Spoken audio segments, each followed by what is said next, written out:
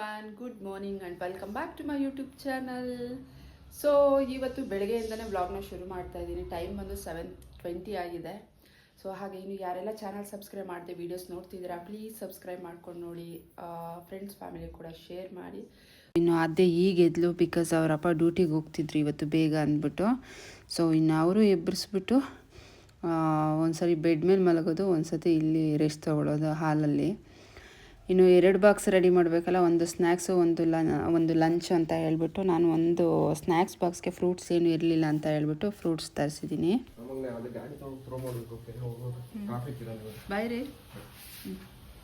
So ಇನ್ನು ಫ್ಲಿಪ್ಕಾರ್ಟಿಂದ dragon fruit ಮತ್ತು apple book ಮಾಡಿದ್ದೀನಲ್ಲ, so ಅದು ಕೂಡ ಬಂತು. ಝೆಪ್ಟೋ ಅಲ್ಲಿ ಮತ್ತು ಜಿಯೋ ಮಾರ್ಟಲ್ಲಿ ಮಾಡ್ತಿದ್ದೆ ಮುಂಚೆ, ಬಟ್ ನನಗೆ ಅಷ್ಟು ಕ್ವಾಲಿಟಿ ಜಿಯೋ ಮಾರ್ಟಲ್ಲಿ ಇಷ್ಟ ಆಗಲಿಲ್ಲ. ಇನ್ನು ಝೆಪ್ಟೋ ಅಲ್ಲಿ ತುಂಬ ಕಾಸ್ಟ್ಲಿ ಅಂತ ಅನ್ನಿಸ್ತು. ಹಾಗಾಗಿ ಇತ್ತೀಚೆಗೆ ನಾನು ಫ್ಲಿಪ್ಕಾರ್ಟಲ್ಲೇ ಆರ್ಡ್ರ್ ಮಾಡಿಕೊಂಡು ತರಿಸ್ತಾ ಇದ್ದೀನಿ. ಸೊ ವಿತಿನ್ 5 to 8 ಮಿನಿಟ್ಸ್ಗೆಲ್ಲ ಬಂದ್ಬಿಡುತ್ತೆ. ಮೇ ಬಿ ಔಟ್ಲೆಟ್ ನಮ್ಮ ಮನೆ ನಿಯರ್ ಇದೆ ಅಂತ ಅನಿಸುತ್ತೆ, ಗೊತ್ತಿಲ್ಲ. ಸೊ ನಾನು ಯಾವಾಗಾದರೂ ಬುಕ್ ಮಾಡಿದ್ರೆ 8 ಮಿನಿಟ್ಸ್ 5 ಮಿನಿಟ್ಸ್ಗೆಲ್ಲ ಬಂದುಬಿಡುತ್ತೆ. 2 ಆ್ಯಪಲ್ಲು 111 ಮತ್ತು ಒಂದು ಡ್ರ್ಯಾಗನ್ ಫ್ರೂಟು 65 ರುಪೀಸ್ಗೆ ತರಿಸಿದ್ದು. ಈಗ ಆದ್ಯ ಎದ್ಲು, ಬೆಡ್ ಮೇಲೆ ಒಂದ್ಸರಿ, ಇಲ್ಲಿ ಬಂದು ದಿವಾನ ಮೇಲೆ ಒಂದ್ಸತಿ ಮಲಗೋದು. ಗುಡ್ ಮಾರ್ನಿಂಗ್ ಚಿನ್ಮಾ, have a good day.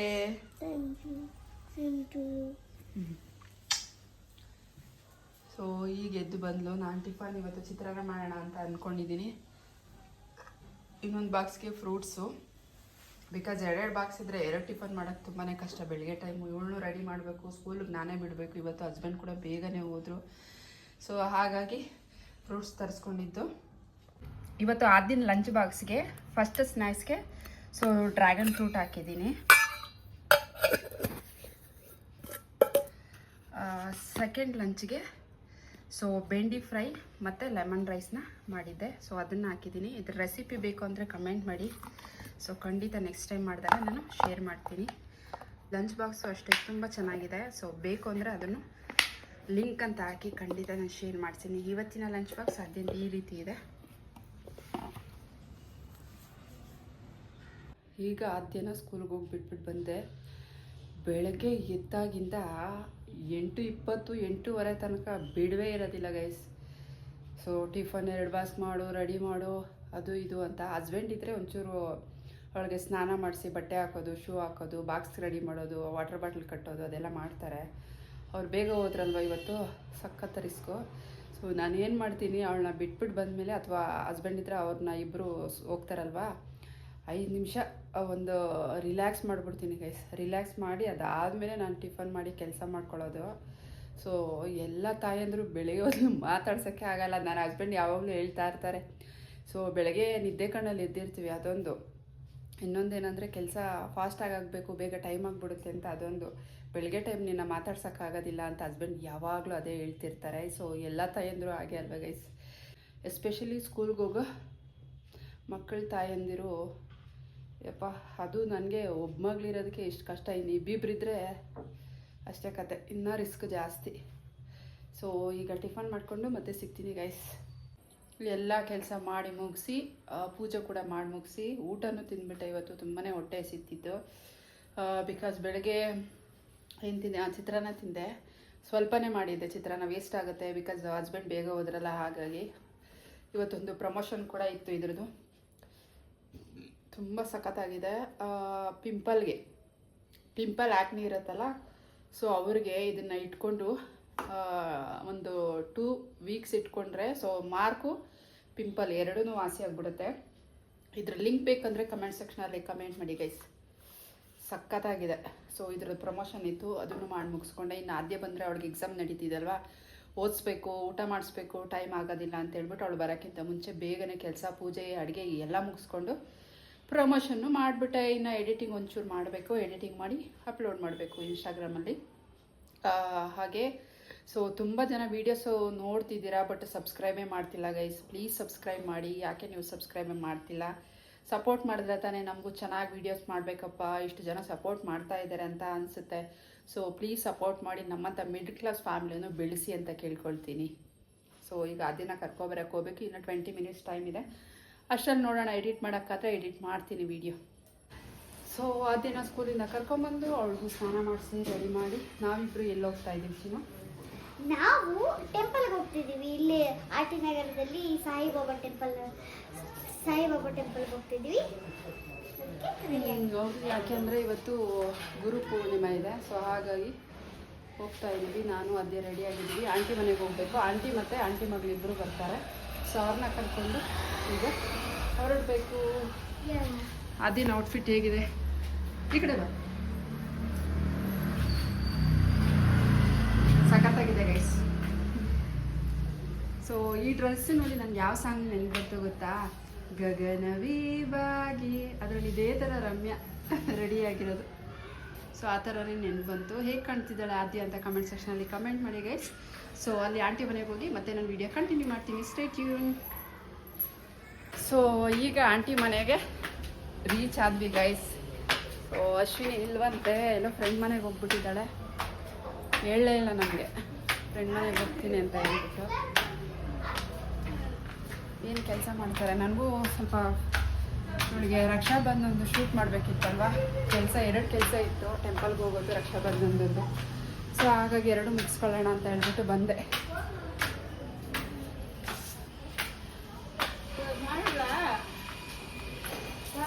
Rakhi ಕೊಡಿ ಉಂಟು ಎಷ್ಟೊದಕ್ಕೆ ಫೋಟೋ ಹಿಡಿಬೇಕು ಇವಳಿಗೆ ಡ್ರೆಸ್ಸಲ್ಲಿ.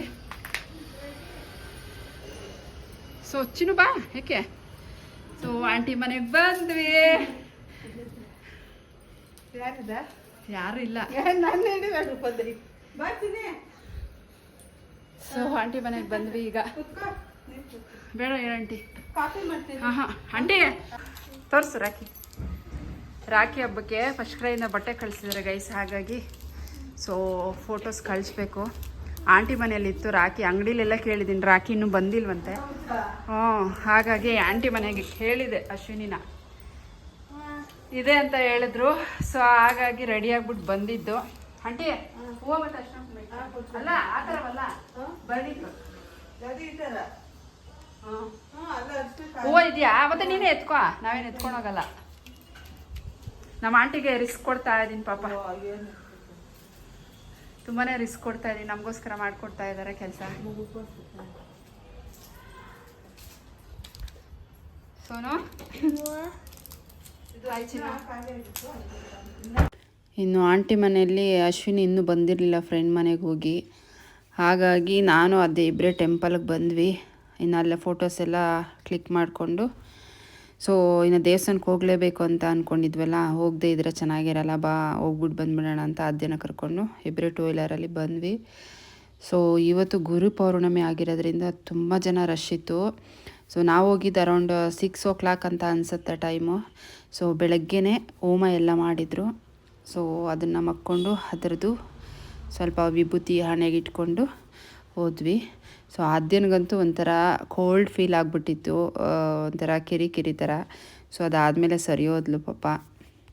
ಟೆಂಪಲ್ಗೆ ಹೋದರೆ ಏನೋ ಮನಸ್ಸಿಗೆ ಒಂದು ನೆಮ್ಮದಿ ಸಿಗುತ್ತೆ ಅಲ್ವ ಗೈಸ್. ಸೊ ಅದು ಮೂಮೆಂಟೇ ಬೇರೆ, ಒಂಥರ ಪೀಸ್ಫುಲ್ ಅಂತ ಅನಿಸುತ್ತೆ ದೇವಸ್ಥಾನದಲ್ಲಿ.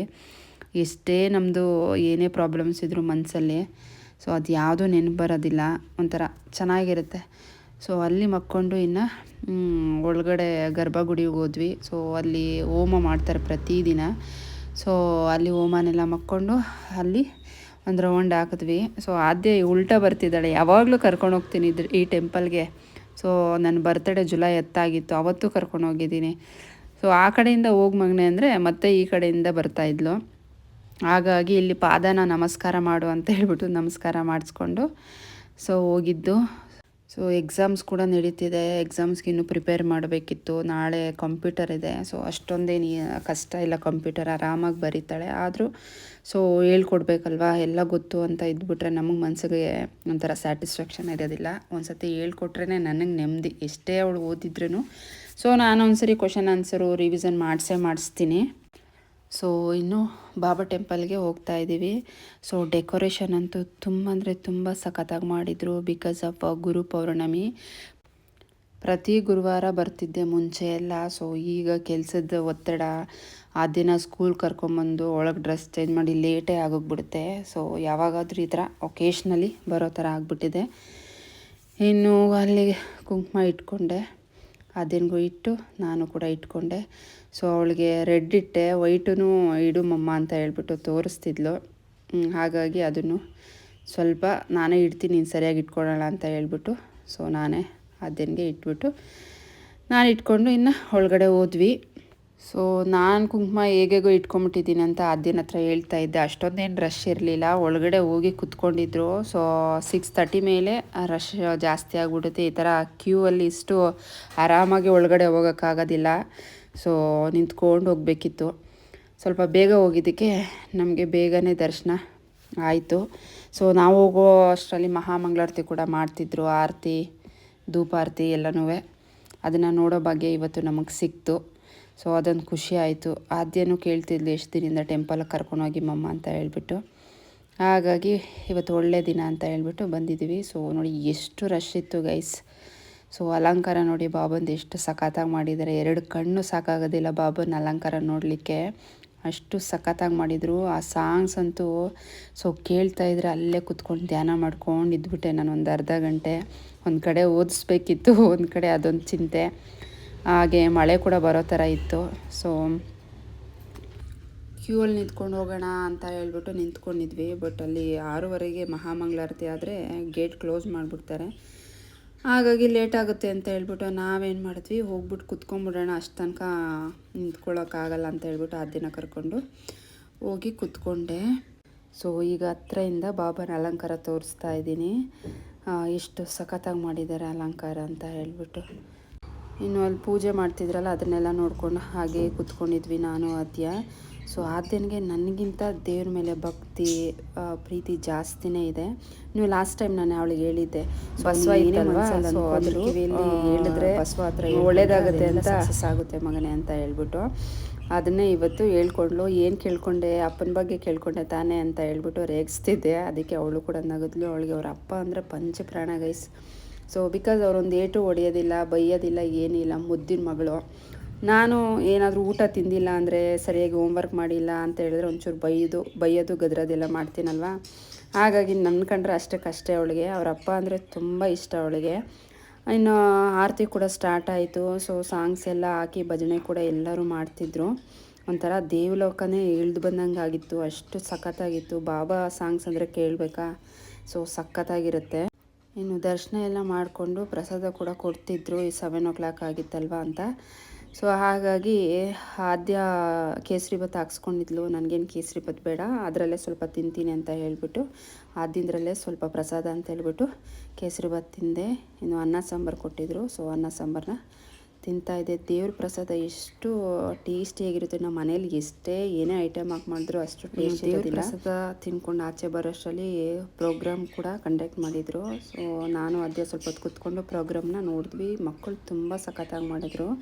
ಸೊ ಇನ್ನು ಒಂದು 2-3 ಸಾಂಗ್ ನೋಡಿಕೊಂಡು ಮನೆ ಕಡೆ ಹೊರಟು ಬಂದ್ವಿ. ಬಿಕಾಸ್ ಅಡುಗೆ ಮಾಡಬೇಕಿತ್ತು, ಅದನ್ನು ಓದಿಸ್ಬೇಕಿತ್ತು, ಈವನ್ ಮಳೆ ಕೂಡ ಬರೋ ಥರ ಇತ್ತು. ಸೊ ಹಾಗಾಗಿ ಇನ್ನು ಸ್ವಲ್ಪ ಡ್ಯಾನ್ಸ್ ನೋಡಿಕೊಂಡು ಮನೆ ಕಡೆ ಹೊರಟು ಬಂದ್ವಿ. ಇದಾಗಿತ್ತು ಇವತ್ತಿನ ವಿಡಿಯೋ ಗೈಸ್. ಪ್ಲೀಸ್ ಸಬ್ಸ್ಕ್ರೈಬ್ ಮಾಡ್ಕೊಂಡು ಸಪೋರ್ಟ್ ಮಾಡಿ. ಮುಂದಿನ ವಿಡಿಯೋದಲ್ಲಿ ಮತ್ತೆ ಸಿಗ್ತೀನಿ. ಅಲ್ಲಿವರೆಗೂ take care, love you all, bye.